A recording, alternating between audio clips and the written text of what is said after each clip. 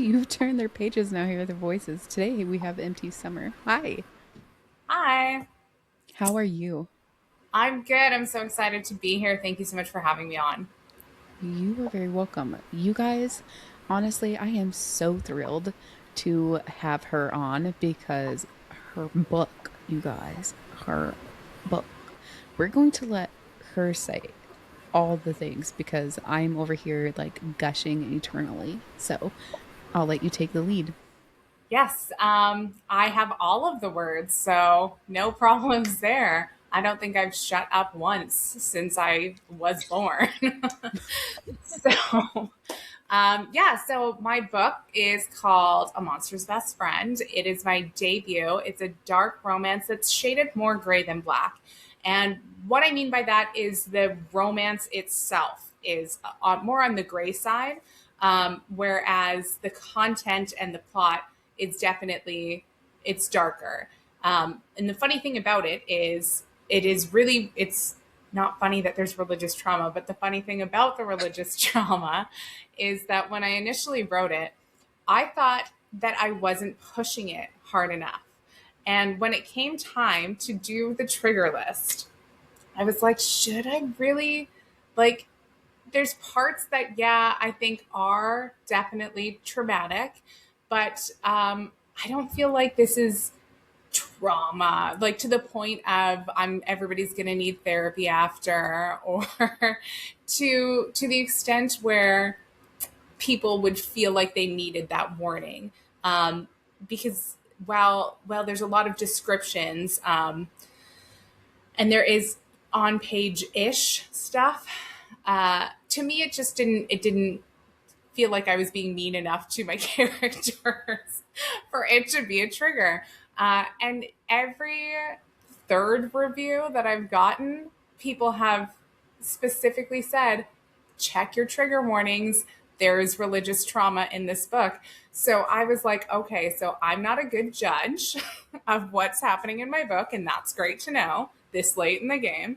But also, maybe I should see my therapist a little bit more because I thought that I was going easy on everyone. And it turns out I need to chill. So, I am 100% here for that. Um, oh my gosh. Okay, so when you say you have on page ish stuff, are we Mhm. talking SA? Or are we talking grape? Well, with the religious traumas, there's more consent in my novel than like a very black dark romance novel. So there is a little bit of dubious, but it's not full on essay, and there's not grape. But with the religious trauma, there is a depiction of, and I've forgotten the word because I'm a writer, so I'm good with words. No. uh, like an event. There's a depiction of that's going to really bother me now. Do you want to Google it? I You're more kind than of welcome to Google it. it's it'll pop into my head eventually, and then it'll pop in my head like 3 in the morning. It's generally Hmm. how it goes. But essentially, there is like a practice, like a cult practice that is seen by one of the characters, and they see it through a video, but they don't see the actual because it's kind of like a hidden video, so they don't get to see the full. And that's why I thought I was being nice, because I was like, he barely had to see it, right? But so there was that on page. So there's a couple different murders in the book um, on page. So there's that, and one of them is with that religious context. There is a lot of coercive control. Not so much with the main characters. That's more of the religious, the cult indoctrination and trying to control the main female character. So there's a lot of that. It's I think this, I looking back now, I can see why that was everybody's big focus of that being so big, because it really informs the entire plot. It drives the whole plot. It is how the main female character Melody, how she moves through her life through this lens of her indoctrination, and that's how she views everything. And as she slowly comes out of that and learns to be a real person, not that she wasn't a real person, but when you're in an abusive, coercive control type relationship, regardless of if that's like a romantic partner or if that's your parents or whomever, you lose who you are. Your identity gets it's smooshed into this tiny little ball and it squishes out your light, because your light, that thing that makes you um, a real person, is such a threat to the people that are controlling you. So she's really, really held down in that way. And we kind of get to witness both sides of that. We get to see it when when it first starts for her, and then as she's kind of in the middle of it, and then as she slowly works her way out. So that's three. So that's not both parts, that's three parts.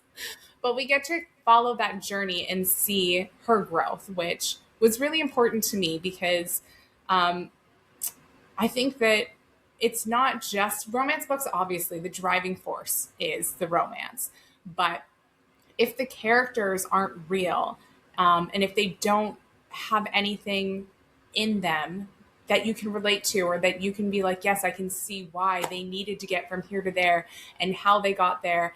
And you have to be able to fall in love with them as a reader, because I don't care if somebody I don't like falls in love, like in the nicest way possible, but like that means nothing to me.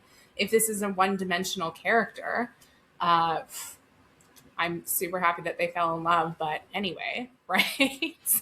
So for me, it was very, very important for Melody to get her agency, um, not just away from the cult, but like also in the relationship with Rix, who is the male main character. I seriously cannot wait to start reading it. Yes, It's I'm going to be really, great.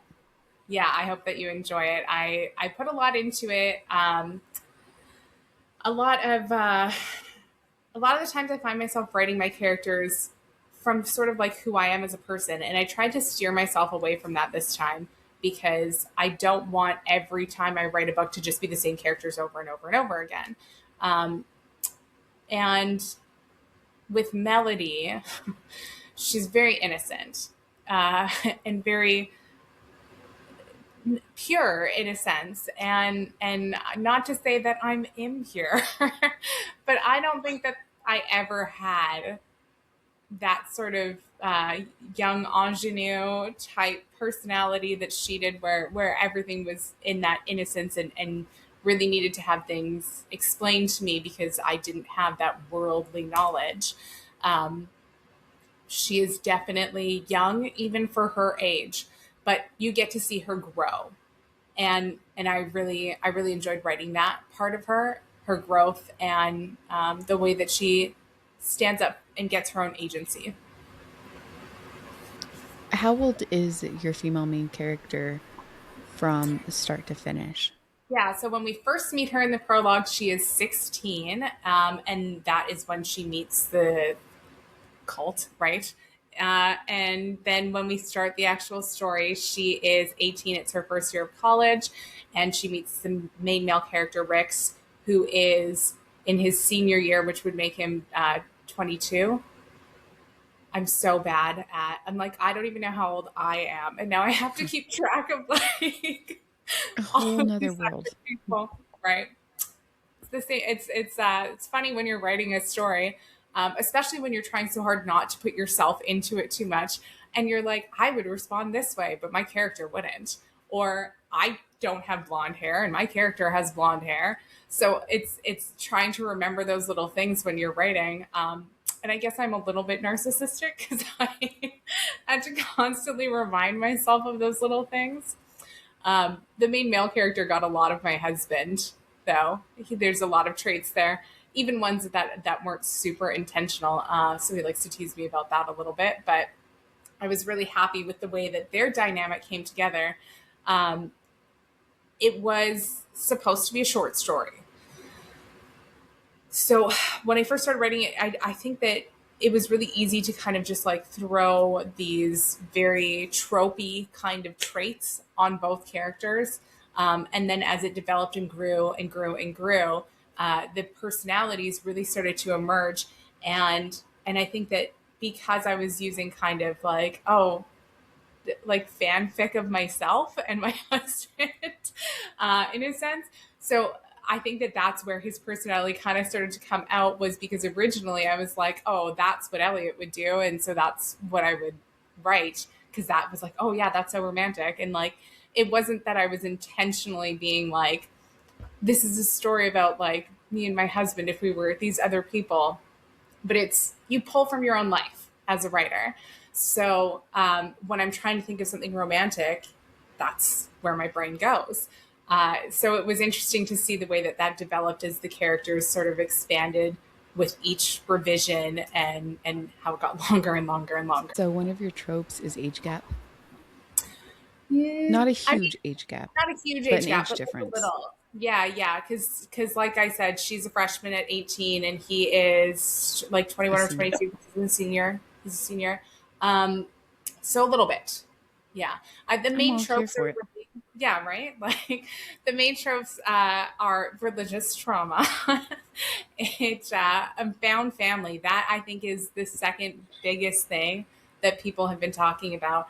There are the side characters who I knew I liked them because I wrote them, and that was sort of the point, right? Um, Writing characters that you enjoy. But the responses that I've had for this side character, this couple, their name is are Brett and Kai, and they are fraternity brothers with They're Brett and Kai. Brett and Kai. Yeah, Brett and Kyler is his name. Yeah, so Okay, yeah, that's so they're hilarious. I mean, yeah. like, not hilarious in that sense. So Oh, there you go. I was like, did I just hear that right? And Yes, you you don't hear did. that name enough in books. So I'm So, so sorry. Go so ahead. don't tell your husband. But I literally, when I was writing the short story, I literally was like, just typed in like, I didn't say douchey frat names, but I was like, I was like stereotypical like frat brother type names, and it was all like Chad and Brett and like names like that, right? And Kyler. And so I pulled names from that list because I was, they were supposed to be very one dimensional characters because it was supposed to be a short story. But then they also grew and they became like fan favorites. So That actually absolutely makes to sense, your though. brother or to your husband. Sorry. Yeah. Morbid humor. We run with it. Yes. That kind of makes sense. I could totally see my husband as being a frat. Yeah, yeah. So that was where that name came from. So it was, so Brett and Kyler were both on that list of whatever Google spat out for me when I was looking for names.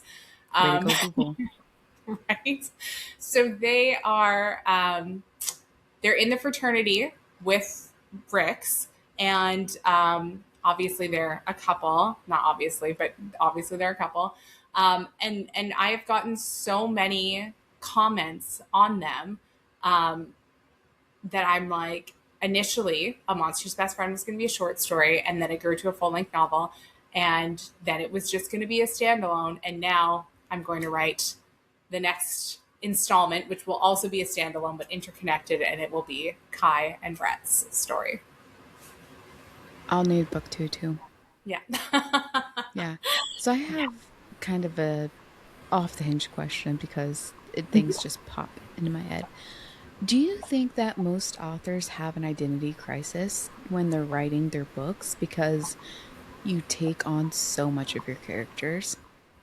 Yeah, I think that it's almost impossible not to. And if you can, then I would like to know what medications you're on and the exact dosages so that I can copy.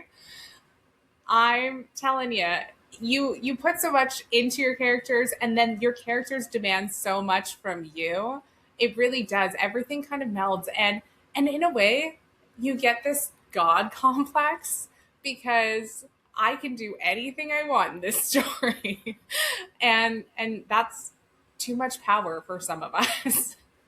You can literally make anything happen, even if it doesn't fit the plot. Obviously, we wanted to fit the plot, but it's a lot of responsibility when you're creating these little worlds. And I had, I think, 40 identity crises while I was writing. I mean, that's when you know that you make it big. Well, you know what I mean, like when it just flows. I think that's what makes a great author. Yeah, I think that it's definitely hard to limit your creativity, and try and make it what you want it to be, right? It becomes what it is. As much as you may, I cannot count the outlines that I've made that have just laughed in my face, right? Like I've planned it down every single chapter, and I'm on like chapter 12, and I'm like, oh, wait a second. I have to back up like 9 chapters because here's this one really important thing that has to happen that I didn't even think of. And I have to somehow now weave that all back in.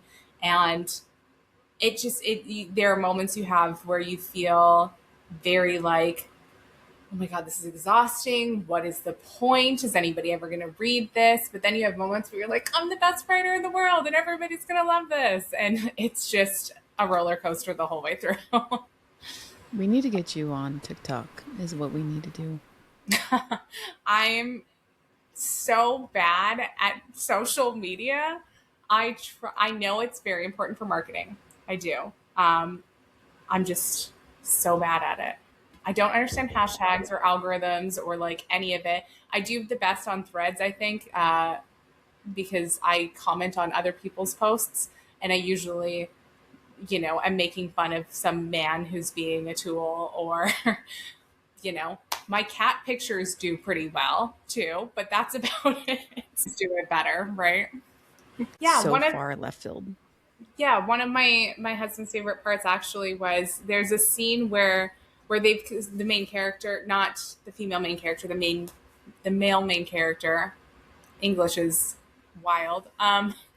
So he has this total contrived plan where he's going to like this is before he understands that the villain is like really a villain. So he is trying to break up Melody, who is the main nope, female main character. Dear Lord, I need cue cards at this point. It's ridiculous. So he's trying to break up Melody and the pastor's son. And so he has this whole plan worked out. And the pastor's son just doesn't fall for it at all. And my husband really likes that part because he says that in books you see a lot of everything just going according to plan and being perfect all the time. And in real life, that's rarely the case. Especially when you're like, Rix isn't a hacker. He isn't like he thinks he's great, right? He's definitely a confident man, but he's just a guy. He doesn't have this Liam Neeson taken special skill set. So for him to have organized this perfect plan and everything goes off without a hitch isn't really all that realistic. And so for my husband, he said that that was something that he really enjoyed seeing the failure and how that felt more real and it helped with the plot, right? Especially when you're talking about big things like religious trauma and cults, adding more, not drama, but drama, right? Adding more like to that world can kind of make it not as serious in a way. Because if you lose that believability, right, everything's just perfect. Um, and I can never remember what the Deus Ex Machina or whatever that's called. Do you know what I'm talking about? It's like hand of God.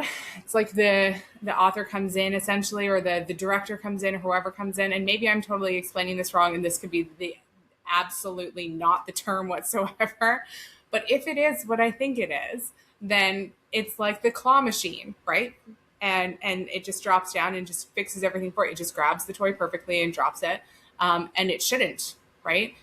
Realistically, based on the information that we have from the plot so far, nothing should have worked out the way that it worked out. But because of this, whatever the hell it was that I said or think I said, the author just writes it and everything just fixes perfectly. Yes, of course they caught the poisoner.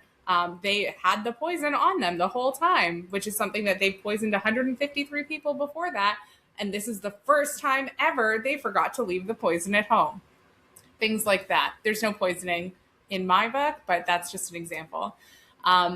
So, when you have really big things like the cult, mental health, things like that. You have to be careful to not make every aspect equally as dramatic. Otherwise, it turns into a soap opera and it's not believable at all. No, I love that explanation of it, and you're absolutely right. Um, I mean, sometimes that's kind of great in your books that it's not believable.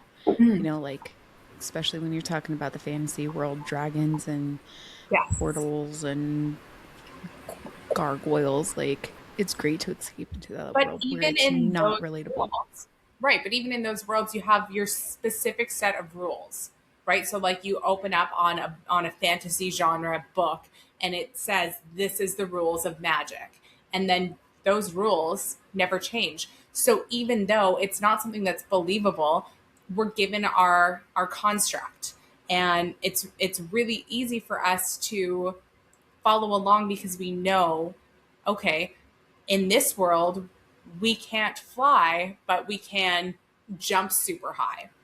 So the highest jumper jumps like 100 feet in the air, and so he can move over 200 feet when you take in velocity or whatever bullshit math happens, right? A math occurs. And so he can do that, and that's totally expected. But then if out of nowhere someone comes along and they can do 300, and then that becomes the plot of like how come he can do 300 and they can only do 200, because it's asking you to take the expectations and be like, okay, we're bending them a little. But if somebody came along and did 500, then it's like, is that believable? Right? And if they did 500 and somebody else on top of that was like, and also I slept with your mother and she's pregnant, and then somebody else, right, it loses that, like, oh my god, this was such a good mystery, how did he do the 300 feet, and now it's just unbelievable, right? Did Hmm. I break you a little bit? It's hard for me to be like completely thrown off my game, but that was hilarious. And I'm trying really, really hard not to like break my own eardrums through my mic. I never even thought That was that would be horrible. Yeah. oh Okay, I'll do my best to be not funny at all for the rest of the time. It'll be so boring. no, no, be funny. Like I think you're hilarious. We were talking Yeah. prior to this and um you're just so nice. And like I've been saying that lately because Threads honestly has some really great authors. You come Yeah. across a few that's a douche Bigelow, but Yes. for the Art, yeah. most part, everybody's kind. And I love it when you guys are yourselves and you guys can, banter and Yeah. come up with the craziest shit to say because it's great. Yes. Well, one of the things for me in whatever I'm writing, whatever genre I'm in, I try and it's hard for me to not put in humor, because that's just a part of who I am. So much so that it's definitely a defense mechanism. Oh, But 100%. 100%.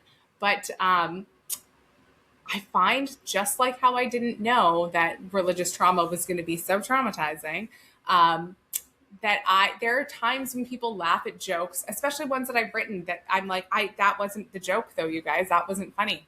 Like, I get why you laugh now that I'm reading it. But when I wrote it, I had another story that it's kind of on the back, right? And it's a sports romance, and in it there was there was a moment where the female main character, they were neighbors, and she was trying to see the main male character, and she was trying to do her own kind of romantic gesture, and so one of the things that they have is jumping over the balcony. Well, he always does, she never did. So she decides she's going to do that, but she has a broken leg, so this scene sort of opens up with he's sitting on his couch all like sullen and broody, and he looks out the balcony sliding doors and he sees a crutch go flying because she throws her crutch over first, right? And I was just like, that's just, in my mind, I was like, that's a scene mechanics, because she'll need her crutch later. And if I don't have somebody be like, oh, like, there's the crutch, right? Like, you need to tell your readers where things are. So in my head, that was like a totally mechanical thing. And again, my husband was like howling, laughing. And I was like, but I don't get it. What's so funny? And he's like, the crutch came out of nowhere. And I was like, cool. So I have no idea when I'm being funny, apparently. Shocking yourself. Yeah, left, right, and center. Yeah. Yeah. You had touched a little bit and you were saying mental health Yeah. prior. And I think that it's so important for not just readers, but authors to be able to step back and take those times to regroup. And you see it a lot. Authors, social media presence, people in general get burned out, but you don't feel like you can step away because you have to promote, promote, promote, promote. And then the author just drops off the face of the earth and they pull their books out. Um, and it's so important for authors to take those times when they're getting burned out to, or just anybody in general. It doesn't even have to be authors, but since we're talking on the subject, um, to regroup when they need to instead of keep pushing and pushing and pushing and pushing until they're done Yeah. because it's a lot. It is absolutely a lot. It is, yeah. One of the things that I think is very important with mental health, when you're having a really bad mental health day, my recommendation is always to treat it like an actual cold. So if that means that you are laying in bed and literally eating chicken soup that day, then that's what it is. And it's not always an effective fix. But if you constantly try and push yourself through, you can maybe get 1 day, 2 day, 3 day, and then you get to a point where, like you said, you have nothing left. And the scary thing when you have nothing left, when there's no hope, when there's no energy, no drive, pulling yourself out of that, it it's not it's a mountain. And as somebody who has struggled a lot with depression, Um, I've had some very, very dark times in my life when, I was sitting there making the lists of, I would itemize, oh, I'm going to give this to this person. I'm going to make sure that this pet goes to this person because, this person's allergic to whatever, sitting there making those lists and, struggles with self harm as well. And it's when you try and dig yourself out, it's never it's never just like, oh, I'm going to be better now. It's never a choice. It's a series, for me anyways, it's a series of little moments, and slowly seeing joy in like the weirdest things.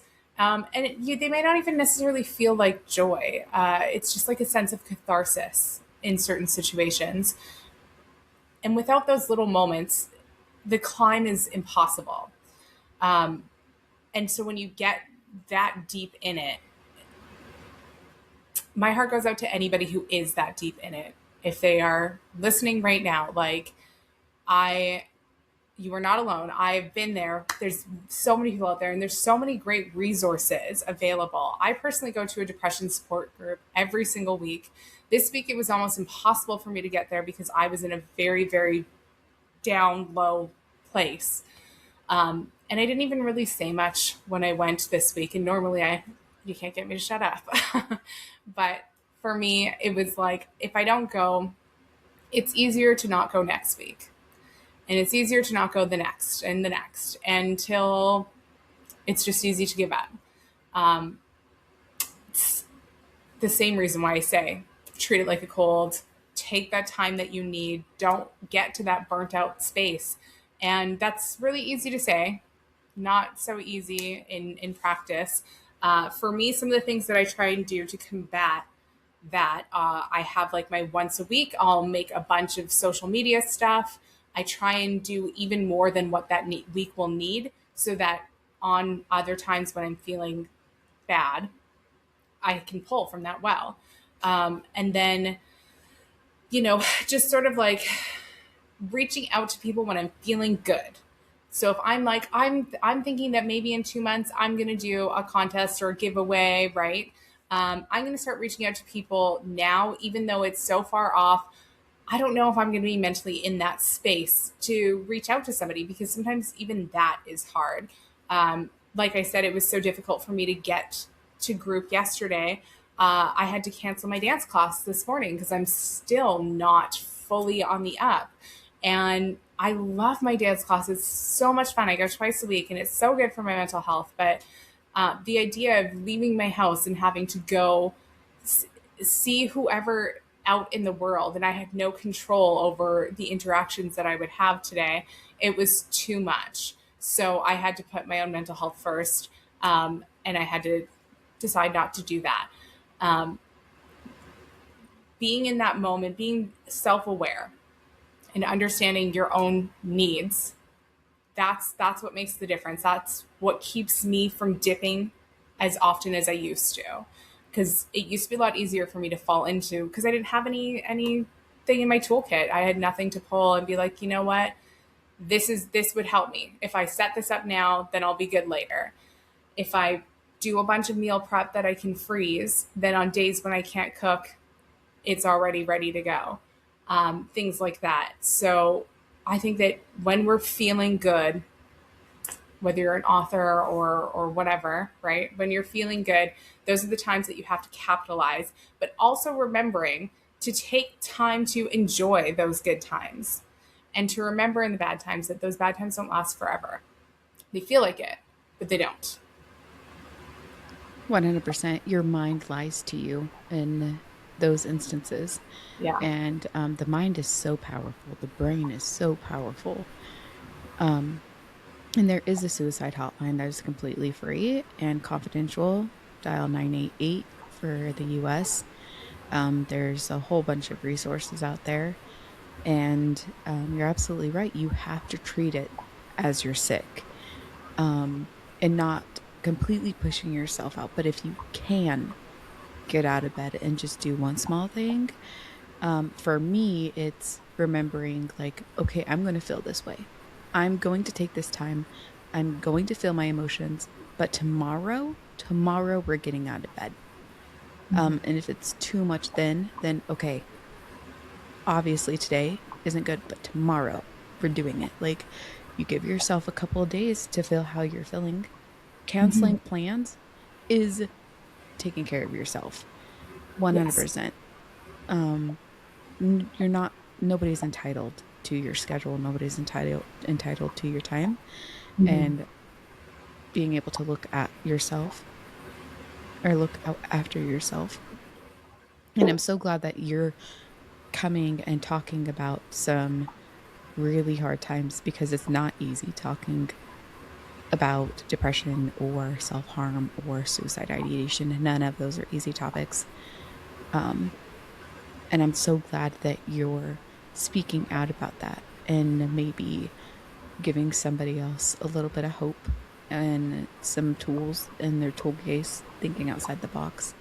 And Mm-hmm. I'm glad that you're here. Thank you. Yeah. I mean, if even one person, right, hears and finds a way to even take one more step forward, that's a win, right? Um, I even say it in the back of my book, in my acknowledgments about how, the characters that I've written, I might not share all the same experiences as them, but what they feel, that comes from a place inside of me. And so if you ever relate to those feelings, you're not alone. You've read characters that felt that way, and yeah, they're not real, but I am, and I've felt those things, and so we share that now.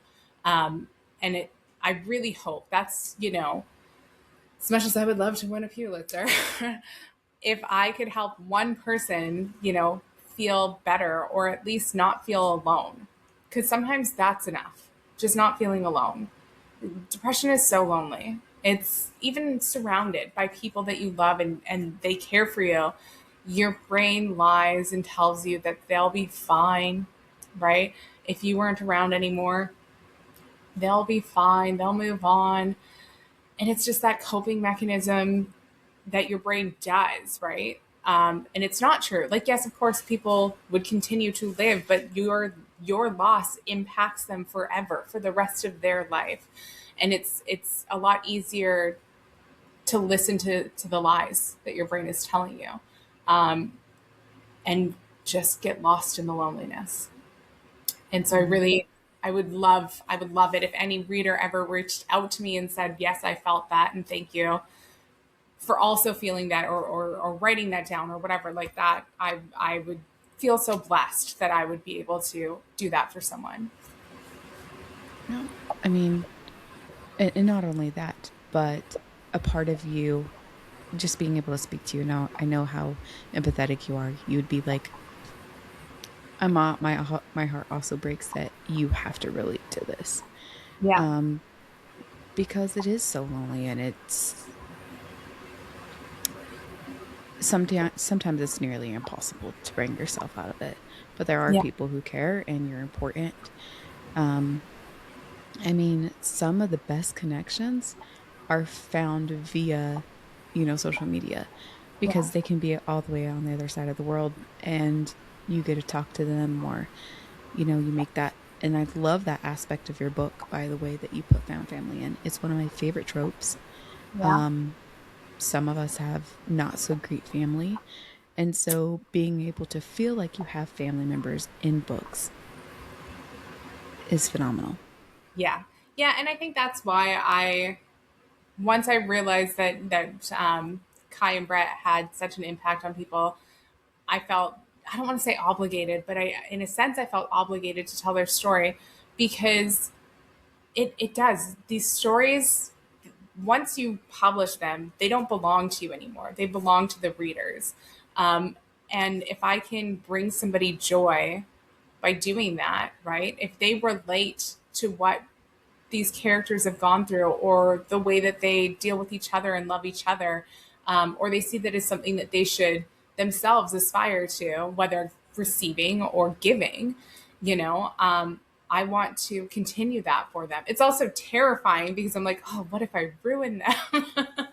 But I definitely, the found family thing, I don't know that that was an original intent, but it definitely became a prevalent part of the story. And I think that found family stories are so beautiful because people just try to say this nicely. Um, Blood means shit. Like, you can have people who are your sperm donor, you can have a sister you never talk to, and then you can have a best friend who you would die for. You know, I really, what about step parents who genuinely love their stepchildren so much, or parents who adopt their children? There's no blood there, but they made that active choice, right? And they choose every single day, because you can be related to someone for your whole life and they can mean less than nothing to you, but you have this sort of prescribed ideal of family, right? And you can't let it go when it would genuinely serve you to let that relationship go. So the idea of a found family of people who genuinely love you for you and who would really be there for you through anything, thick and thin, that, oh God, my heart, like I love found family stories. So maybe that's why I accidentally wrote that in there. 100%. And I say it with my whole chest. Fuck some of you blood relatives. Like in Yeah. anybody's life, nobody deserves to be treated the way that um you know, it just it enrages me how some people are treated by their family. And then like you said, you get your best friend or whatever. It blood doesn't mean anything. It Absolutely. really doesn't. And I'm so glad that you wrote that. I'm as soon as you said found family, I was even more eager to read your book. Mm-hmm. And so, Yeah. I think that's always a favorite trope. Yeah, I think a lot of people really like that. They like that and they like yearning. There's no yearning in my book. That's missing from that, but like all the heated rivalry, right? The yearning is so good. And that's what people love about those stories. And I think that yeah, you're making a face like you're not a heated rivalry fan. Have you read it? I mean, I'm not super into heated rivalry. That's okay. You don't have to Not the be. trope. I mean, like I like it like off the bat. Like you know that's the one. You Yeah. are going to Say it. Say it. I'm just gonna say it. I love I don't even know. I love the whole stalking aspect and I love the whole Mm, mafia thing. yeah. Like, do I think okay, this is how delusional I am. I'm not even gonna joke. I'm so delusional that I'm like, you know what? I could totally be in the mafia. Yeah. 100%. And then I'm like, you dumb bitch. Like, you don't even like breaking any kind of rule. Like, I've never stole anything in my life. I've never been in trouble. Like, I I don't like doing things that are more morally wrong. Mm-hmm. And but Mafia is then probably like a great fit for you. probably not.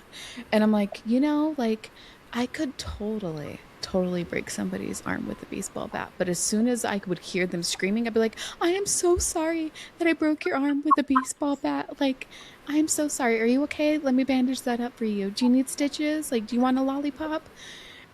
But Lollipop. Yeah. delusional me in my head, when I'm reading, I'm like, I could so fucking do that shit. Yeah. Like, I'd do Absolutely. it. Absolutely. Like I love dark romance and I like some dark romance. I I got struggle the to write perfect book it for you. because I can't get my when I'm in my writer brain and I'm having to sort of experience it along as I'm writing it, that just doesn't work for my mental health. But reading it, I can read the shit out of it. And then when I'm looking at what I'm reading, sometimes I'm like, if this happened to me in real life, I would call the police, the FBI, the CIA, that man's mother, and I would tell her how I feel about how she raised her son. There's a list that I would call. But when I'm reading it in a book, I'm like, yes, more. Give me more. Mm-hmm. Yep, like the whole stalking thing. Ugh. Yeah. I'm like, why didn't my husband stalk me? Like that's Rude, right? we Like have how the wrong love story. Like, I mean, granted, I kind of stalked his profile and that I made all counts. the first moves, but I was like, it's kind of cutesy. I mean, I have been stalked in real life, and it was not cutesy. It's not. Right? I'm just But in telling a you book, guys, reality versus book, yeah. totally different. Yeah. But in the books, Yes, 100% in the like books. like Soul of a Witch I don't think I've read that by one. Harley. What? You've never read Soul of a Witch? I don't think so. I'm gonna pull it up and see if it's on my Goodreads because I read a Oh, lot. So like sometimes it's part sometimes of I a don't. trilogy. Okay, it's part of a trilogy. You would probably need to read it in order, or it's not going to make any sense. But Okay. Soul of a Witch with Callum, and By there's who? like this Harley LaRoe. Soul of what Charlie Thoreau. Yeah, no, I have not read it, but I'm going to take a look at that later. Listen, Yeah. I would let Callum do anything. Like, mm-hmm. Yeah, yeah. There's Yep. there's a few book boyfriends for sure. Um, as I Josh, said, lights out. so cute. He is the most Mm, adorable dark romance. Again, it's so. I think that that is definitely like a gray side of dark romance as well, right? It's not. There's mm-hmm. consent. There's like yes, he stalks her, but like yes, she likes it, right? Where when we're talking about like black, it's very different. But with Josh, did you, with Lights Out by Nevessa Allen, did you read it or did you listen to it? I read it. I know everybody says I have to go listen to it. I've never been an audiobook girl though. It will change you. Yeah. And as soon as that voice drops, you're like, I really need to change my underwear real quick, and then I'll be back. Oh, I'm amazing. just saying that voice See, drop. yeah, Mm, so one of the things okay, I'm not an audiobook girl, so I can't say this definitively, but I have noticed on sometimes you'll see like the social media sort of ad, right? And they'll be like, when I first heard the narrator's voice, and there's been a couple lately where the main male character is like a college aged guy, and he sounds like he smokes a pack a day. He's worked on the long haul trucker for like 100 years, like just like sounds so manly to the point where I'm like, you are, there's no way that you're I can college. believe that you are a college person. You know, Hmm. I've seen that a couple times now in a couple different, and again, just those little clips. I haven't listened to the full book.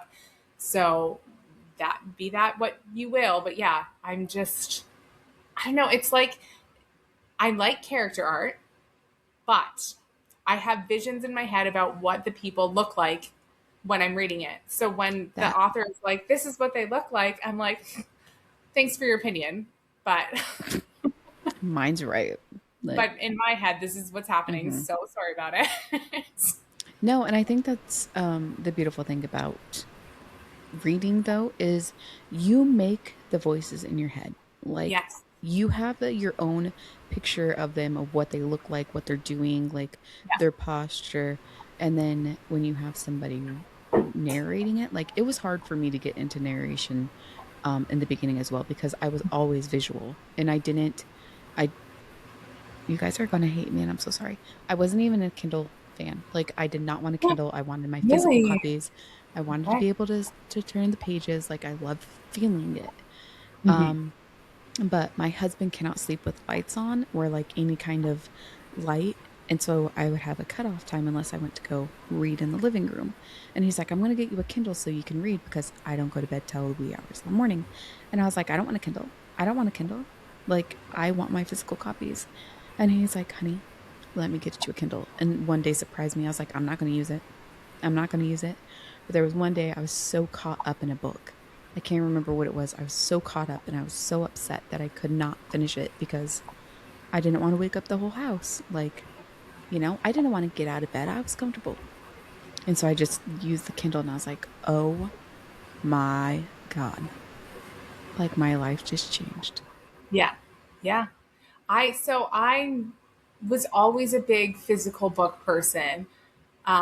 But I have almost no chill, like maybe like 1% chill.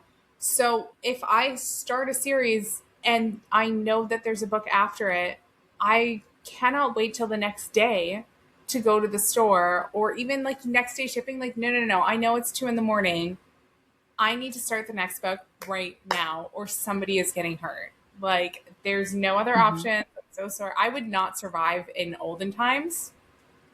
I just wouldn't. I'd be burned for witchcraft. Like, So actually, I had a crash out. So Scarlett St. Clair, if you're ever listening, um, your series made me crash out because I needed the next book. And I finished in the wee hours of the morning. And I was like, what the fuck am I going to read now? Like, I need to know what happened. Um, because it's a Persephone and Hades restory. oh, I love those. That's a And have weak you spot read it? for me. No, I, but like that retelling of that particular myth, I'm sign me up. see, I knew there was a reason we jived. Okay, so A Touch of Darkness series by Scarlett St. Clair is Hades and Persephone retelling. And let me tell you, Hades and oh, I will let him do so many bad things. I hope to Amazing. God my husband doesn't listen to any of these. But honestly, he knows I have book boyfriends. And I'm like, are Right. you so jealous that me and my book boyfriend are, getting cozy in our book right now? And he's like, no. And I was like, okay. And he's like, but if I told you I had a book girlfriend, you'd be mad. I was like, fuck that bitch. Yeah, 100%. Um, I've been jealous over like the air before. Like, no, you think you have a book girlfriend? Like, grow up. I know I need to grow up. It's not the point, but No, I need to grow up too. My husband took me to the PBR last night, Kay. He had to crawl over people to go to the bathroom. And then he came back and he had the audacity to smile at somebody who was younger than me, short, like boobies out, mini skirt, like, and I was like, and you smiled at her? And he was like, what do you want me to say? And I was like, but you smiled at her? And he was like, okay, you want me to go back and say, fuck you, bitch? I'm like, yeah, actually, I do. Actually, yep, sure do. yeah. And I want to have not had to tell you that that was what I wanted, actually. And also, Exactly. why haven't you gotten me chocolate to make up for this horrible, horrible, horrible faux pas? That's like when they cheat on us in our dreams. And I'm like, I can't talk to you all day long because you cheated on me. That's a trope I could never get behind. Is the Exactly. Yeah. I know that I say I know, but I don't because I don't like the trope. But I see that other people mark high, they'll give 5 stars for books that do have cheating. One of my personal favorite authors, Kate C. Wells, she has a couple, and I have not been able to read them. And I've read everything else she's written because I love her stories, but I cannot bring myself to read anything with cheating. I just Mm-mm. between the mains, obviously, but Mm-hmm. I just know, yeah. Like there is definitely, as I was saying in my book, how he tries to break up the female main character and the pastor's son. So there is a little bit of adultery between them, right? But it's not between the main characters, and that guy sucks anyways. So nobody cares if he gets cheated on. I mean, valid point. That's also a trope that I can't get behind. Like and it's just I think that when you're with somebody, you need to give each other that same respect. Granted, I will flirt with a girl all day long. I'm like, "Oh my God, you are so beautiful." Like, whatever. But could I ever cheat on my husband? No. Nope. Nope. Nope. And just like kind of bragging about it, or you know what I mean? Like putting it in this cutesy cheating trope of where it's okay throws me off. Yeah, I've heard people sort of. It's like again. I feel like I'm being very judgy, given that I've not read a lot of them. Because the only time that I've read them is by accident, and then I usually do not finish. Right. Uh, but I feel like I've seen a lot of reviews and like social media posts and stuff from other people who have read, and they sort of universally came to the conclusion that it's the author's therapy, right? So, like, they Mm-hmm. find a way to validate their own story. And I don't want to just flat out agree with that because I know that things that happened in my book didn't happen in my life. So that's not always necessarily the case, but I can see where that would come from, where you would maybe take like, okay, my spouse cheated on me, or the guy I was in love with in college cheated on me, and I need to find a way to resolve that in my own brain so that I can move forward. And writing is a form of therapy, so I can see how Mm-hmm. that might help you. But it's just, yeah, I can't get behind it. It's just We're not yucking on anybody's yum. It's what we prefer. Like totally, yeah, we just don't read that trope. yeah, Just like we love found family. Like yeah. some people don't like found family. Totally okay. Read what you like. Absolutely. Yeah. If the best book in the world is whatever is your favorite book, and that changes per person, right? And that might Yep. change per day if you're a big reader. It doesn't make you better or smarter or whatever if you read, a very intellectual sort of literary prose type book versus a romance novel, or this type of romance versus that type of romance. It's all just words on paper, and we're just hallucinating visions in our mind. So Yeah. realistically, it's for entertainment. And And then you I guys go ahead. no, I just, yeah, I think that the only times that I've ever gotten into genuine arguments with people about, like, again, not types of like, this is better than that, right? Like, I'm not going to enter that argument, but I have gotten into arguments where I've definitely called people stupid for making that an argument. Because to me, you're reading, period. It doesn't matter what you're reading. You could be reading the back of a cereal box and I'd give you a high five. Like, you don't need to be reading dramatic, important books for you to be a reader. I mean, granted, I have gotten to arguments with people over yucking on somebody's yum, and it's usually age gap, like Mm. so much judgment against age gap. And I had one person that like made me feel like this small. And I was like, dude, you do realize that me and my husband are age gap, right? Like, you That do sucks. realize that. Not that you guys have an age gap, but that you were shit on Yeah. for it. That's not And okay. like, and it's to each their own, honestly. But don't Mhm. make somebody feel little for enjoying it. Absolutely. Yeah. Yeah. And I think that's sort of what I was trying to say. Probably didn't say it well. No, I, you did. You did. yeah, I don't think that it's okay to ever tell somebody that what they're reading isn't okay. Unless, of course, there are exceptions. If they're reading something that like does actual genuine harm, right? Then I'm going to yuck the hell out of their yum. But if it is something that we're doing, like age gap, whatever, right? Like, there are lots of tropes that maybe I don't necessarily want to read. I don't mind an age gap. I definitely will have like a max amount. And I prefer when the male is older. If the female is older, I don't really love that. Um, and it is what it is. I've read some of those that I have liked, but generally, if I see it in the description, I'm like, nope, this one's not going to be for me. And I just carry on. And I don't like one star it, or tell other people not to read it because that's not my business. That's what I don't get is when, and I've said it before and I'm going to say it again because it's important. Um, I don't understand when a reader or another author will pick a book that they know they're not going to like.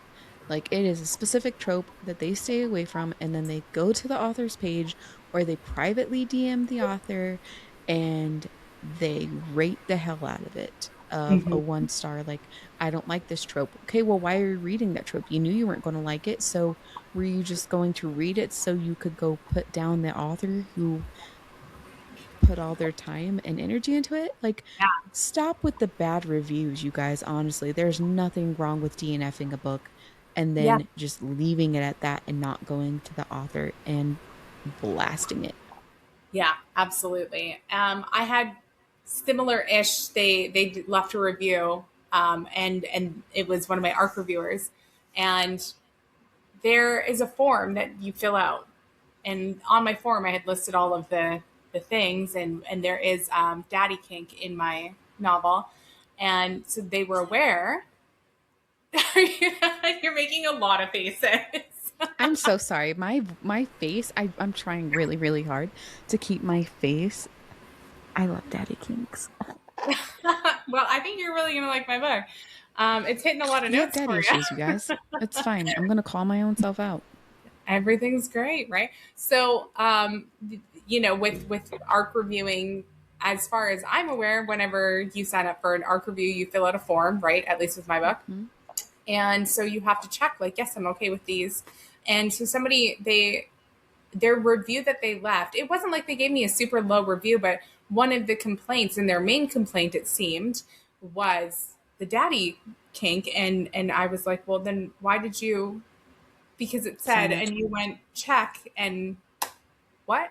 And and at the end of the day, I think that my readers, because mine are the best readers, but I think that my readers are smart enough that if they're going and looking at reviews and they can see in the trigger list that it specifically says that there is daddy content in there, and then somebody says, I didn't like this because it had daddy content, they're going to be like, oh, and just carry on. They're not going to put weight to that. Okay, so when we say daddy kink, let me just for my own personal Yeah. fucking mind. Do you mean like you have daddy issues, so you like older men, or specifically wanting to go after your dad? So this is sort of like a daddy dom little girl situation, but it doesn't have any age play, and it doesn't have the big gap, right? And this is more okay, so I specifically decided to use the daddy kink because of the religious implications. So for me, originally the main point of their relationship was caretaker, care or caregiver, care receiver. And you can call that a lot of things, right? His character, Rick's, his character is very support coded. Like he really, with everyone in his life, he's like, make sure you're eating enough. Like he thinks he's an Italian grandma or something, right? And he's always taking care of people. So it's the BDSM version of a Yes, daddy kink, not not biological or not step correct. or not. Okay, that's where I wanted clarification in my head because Yes. listen, you guys, if you guys don't know enough about BDSM, go do some research or don't go do some research. Hmm. Also, don't yuck on anybody's yum. But listen, there's nothing wrong with a fucking man taking care of you and you acting like a spoiled little fucking brat. So, Yeah. And there's a lot of different types of those dynamics mhm. within that. And for what it was essentially like another plot device for me. I'm really big on metaphors, which you'll find out when you start reading. But a part of it was her religious like indoctrination with Christianity, with like the cult version of Christianity. So she goes from that, and then Rick's is almost a metaphor for her religious freedom.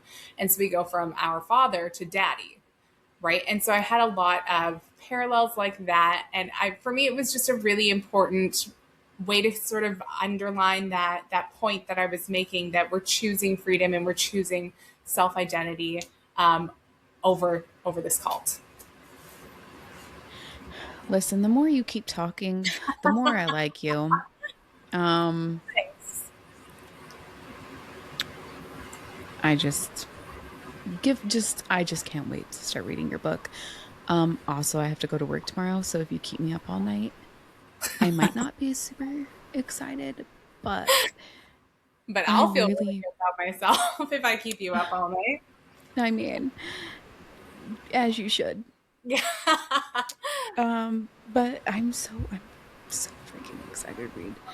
Can you tell us where to get your books and do you have signed copies available?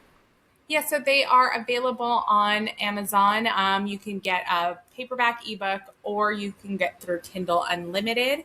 I don't have a setup yet, but I will be doing some contests and giveaways soon, so you'll be able to get a signed copy that way. And I plan on moving forward and writing more books and being able to set up a website. Wow, that was a word that I completely left my mind. Setting up a website so that I can do some more signed copies and stuff like that for readers. So where are you doing your giveaway for our listeners that want to be able to follow you and keep track of being able to get signed copies? Yeah, so primarily I believe that the giveaways are going to be on Instagram and on Goodreads. But I'll also, I think I post the most to Threads, so I will definitely give updates there as well. And all of my handles are at MT Summer Stories. There's no It's .com. O That's it. it's Summer is with S-O, you guys, not Yes. S-U. So M.T.SOMMER. So please make sure that you have that spelling correct. Yes. And I'm going and following you on Instagram because we only follow each other on Threads. Oh, awesome. I'll But follow you back. I want a freaking signed copy. Yeah, I will definitely be happy to send you one. I was like, why is it not letting me follow you on Instagram? I am. You're tagged Oh, as a well, you are. favorite. Yeah, I'm not going to miss out on that opportunity. Are you serious? I'm working with somebody to do some sprayed edge stuff so that I can do some giveaways for that as well. So lots are coming up. Get it. I Yeah. am so glad. And thank you so much for taking the time to talk about your books and mental health awareness. And literally, you have been a joy. I cannot wait to talk to you and finish your book because I will be DMing you about it. Awesome. I'm looking forward to it. Thank you so much for having me. Thank you so much. Bye. Bye.